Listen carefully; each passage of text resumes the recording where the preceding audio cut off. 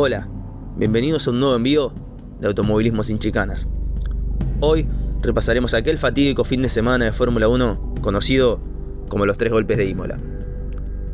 El 14º Gran Premio de San Marino se iba a disputar el fin de semana del 29 de abril al 1 de mayo, para así convertirse en la tercera fecha del campeonato 1994 de la Fórmula 1 en el Autódromo Enzo Edino Ferrari en Imola. Durante la primera tanda de entrenamientos libres del día viernes, el primer gran golpe del fin de semana apareció. Rubens Barrichello con su Jordan se estrelló contra las barreras de contención de neumáticos que estaba a la salida de la variante Basa. El brasileño venía a 225 km a la hora cuando el pianito lo hizo volar. En ese momento, y mientras la señal internacional salía en vivo para más de un centenar de países, el cuerpo médico se acercó rápidamente a donde estaba Barrichello, el cual se encontraba inconsciente.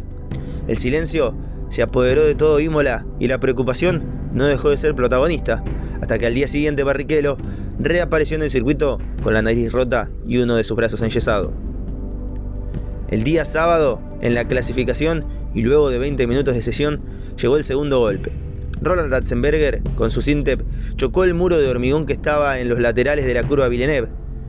Como esta barrera estaba casi frontal al paso de los autos, cuando el Syntep impactó, Ratzenberger murió al instante. Esta fue la primera pérdida para la Fórmula 1 desde 1982, cuando Riccardo Paletti falleció en el Gran Premio de Canadá de esa temporada. La bandera roja hizo su aparición y terminó por culminar la sesión, aun cuando faltaban 40 minutos. De este modo, se decidió que el domingo se largue tal y como venía la clasificación hasta el momento del accidente. Así, Ayrton Senna se quedó con la pole position con un tiempo de minuto 21, 548 centésimos. Michael Schumacher, Gerhard Berger, Damon Hill y J.J. Leto completaron el top 5.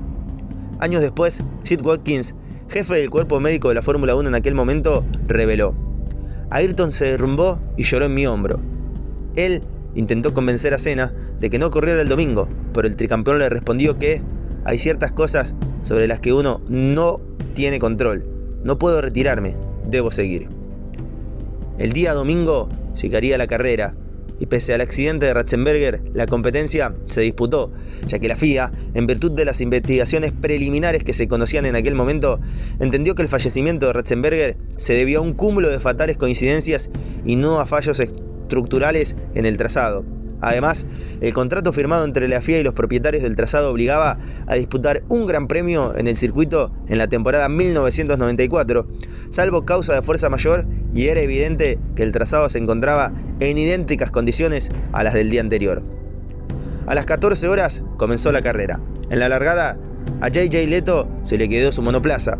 Pedro Lamy, que empezaba desde más atrás, no vio al Benetton estacionado al ser tapado por otros autos y golpeó la parte trasera del monoplaza de Leto, causando que ruedas y pedazos de carrocería saltaran por los aires, las cuales pasaron por encima de la valla de seguridad que protegía a los espectadores en la línea de salida, causando heridas leves a 9 personas.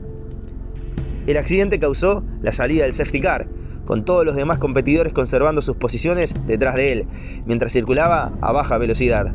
Durante este periodo, como resultado de andar a bajas velocidades, la temperatura de las gomas bajó. En la habitual reunión de los pilotos antes de la carrera, Senna, junto con Gerhard Berger, habían expresado su preocupación de que el safety car no iba lo suficientemente rápido como para mantener la alta temperatura de los neumáticos. El tercer golpe. En 1989, Gerhard Berger tuvo un gran accidente en Tamburello, donde su Ferrari quedó en llamas, esta vez en 1994, 2 vueltas después del relanzamiento, y mientras estiraba su ventaja sobre Schumacher, Ayrton Senna se estrelló ahí mismo. Venía a 306 km a la hora y al impactar había desacelerado a 211 km a la hora. Apenas pasaron 17 minutos de competencia y la bandera roja tuvo que aparecer. Sid Watkins llegó a la escena para atender a Senna.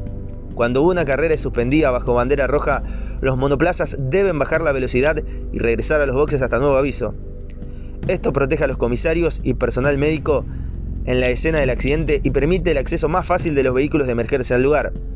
El equipo Larus, por error, permitió que uno de sus pilotos, Eric Comas, dejar los boxes a pesar de que el circuito estaba cerrado bajo bandera roja, Los comisarios agitaron frenéticamente sus brazos y banderas a Comas mientras este se acercaba a la escena del accidente, prácticamente a máxima velocidad.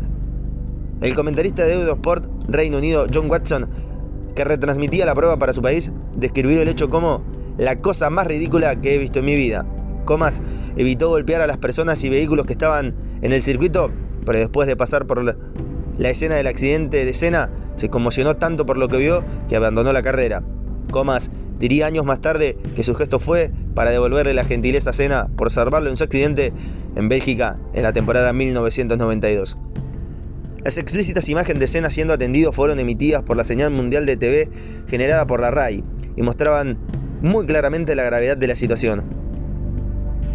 Algunas tenedoras de derechos televisivos como BBC británica o la ESPN estadounidense cambiaron a sus propias cámaras enfocadas en la calle de boxes. Senna fue retirado del siniestrado Williams y fue trasladado por vía aérea al Hospital Maggiore en la cercana Bolonia. Equipos médicos continuaron atendiéndolo durante el vuelo. 37 minutos después del choque, a las 14:55, la carrera fue reanudada.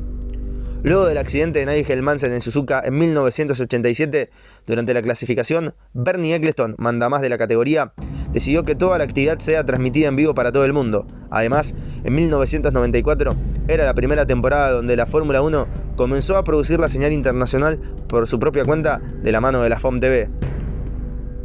La FIA determinó, en cumplimiento del reglamento de Fórmula 1 de la época, que la clasificación final de la carrera sería determinada por la suma de los tiempos marcados por los coches antes del accidente de Senna y por lo que se registraran con posterioridad, como si de dos carreras aditivas se tratase.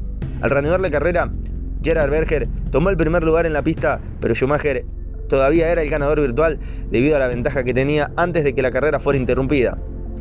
Schumacher tomó el primer lugar en la pista en la vuelta 12 y a 4 vueltas más tarde. Berger se retiró con problemas en la dirección. Larini tomó brevemente la punta mientras Schumacher paraba en boxes, pero el orden fue restablecido cuando Larini hizo su propia parada. A 10 vueltas del final, la rueda posterior derecha del Minardi de Michele Alboreto se soltó mientras salía de la calle de boxes, golpeando a 2 mecánicos de Ferrari y otros 2 de Lotus, quienes requirieron tratamiento en el hospital. Michael Schumacher ganó la carrera delante de Nicola Larini y Mika Häkkinen, consiguiendo el máximo de 30 puntos después de 3 jornadas de la temporada 1994 de Fórmula 1. Fue el único podio en la carrera de Larini y la primera de solo 2 ocasiones en que obtuvo puntos para el campeonato mundial. En la ceremonia del podio, por respecto a Roland Ratzenberger, fallecido el día anterior, no se celebró con el tradicional baño de champán. En ese momento aún no se conocía el alcance de las heridas de Senna. 2 horas y 20 después de que Schumacher cruzara la meta, a las 18:40, la doctora María Teresa Flandri anunció que Ayrton Senna había muerto. El brasileño tenía 34 años. La hora oficial de la muerte fue dada, sin embargo, como a las 14:17 horas, indicando que Senna había muerto instantáneamente. La causa de la muerte establecida por una autopsia fue que un pedazo de suspensión del coche perforó su casco y cráneo.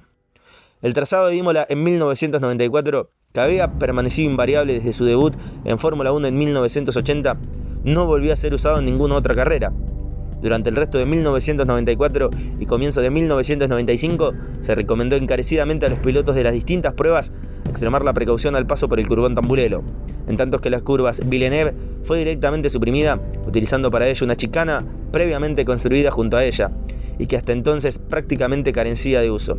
Finalmente, en febrero de 1995, el circuito recibió importantes modificaciones de forma permanente, de los cuales el más destacado fue la supresión total de la curva Tamburello, convirtiéndola en una chicana lenta. Hoy, a 30 años de la desaparición física de Ayrton Senna, queremos hacer este homenaje repasando el fin de semana más fatídico de la historia de la Fórmula 1 con los 3 golpes de Imola.